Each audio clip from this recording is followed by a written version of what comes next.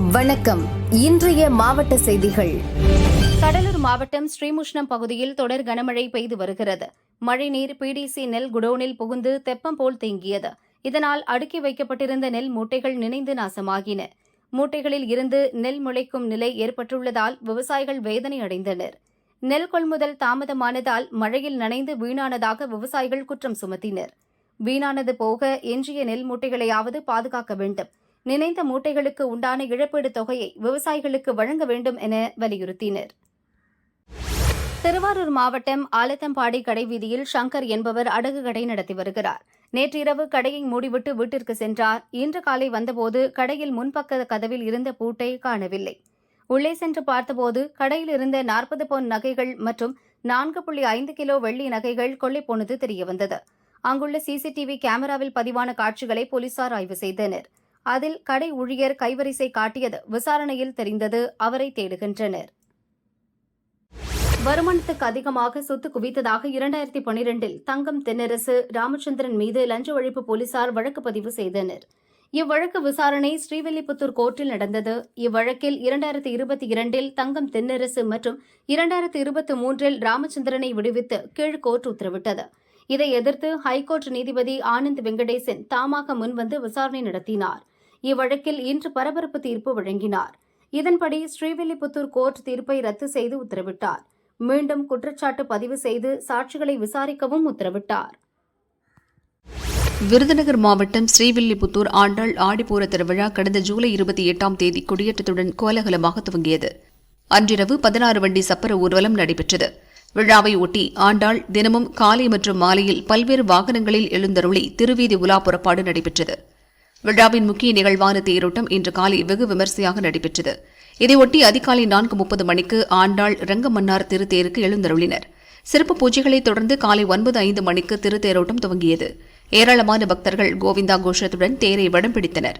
ஏற்பாடுகளை அறங்காவலர் குழு தலைவர் வெங்கட்ராமராஜா தலைமையில் கோயில் அலுவலர்கள் மற்றும் பட்டர்கள் செய்தனர். தேரோட்டத்தை ஒட்டி பல்வேறு பகுதிகளிலிருந்து சிறப்பு பஸ்கள் இயக்கப்பட்டன.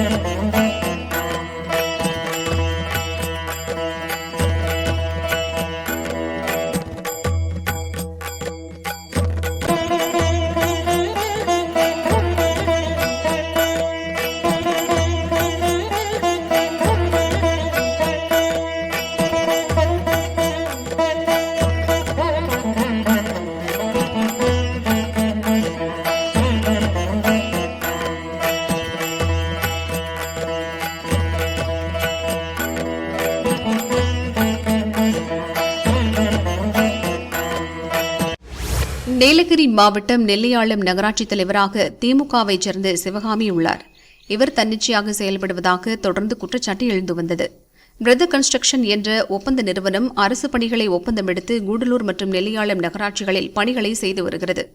இதில் நெல்லியாளம் நகராட்சியின் பெண் தலைவர் சிவகாமி மே மாதம் 23ஆம் தேதி பிரதர் கன்ஸ்ட்ரக்ஷன் உரிமையாளரும் ஒப்பந்ததாரருமான ராயின் வீட்டிற்கு வந்து 2 லட்சம் ரூபாய் கடன் கேட்டுள்ளார். ராயின் சிவகாமியின் வங்கிக் கணக்கில் 2 லட்சத்தை செலுத்தினார். ஆனால் அந்த 2 லட்சம் ரூபாயை சிவகாமி கொடுக்காமல் தொடர்ந்து ஒப்பந்ததாரரை மிரட்டும் விதமாக நடந்து கொண்டதாக கூறப்படுகிறது.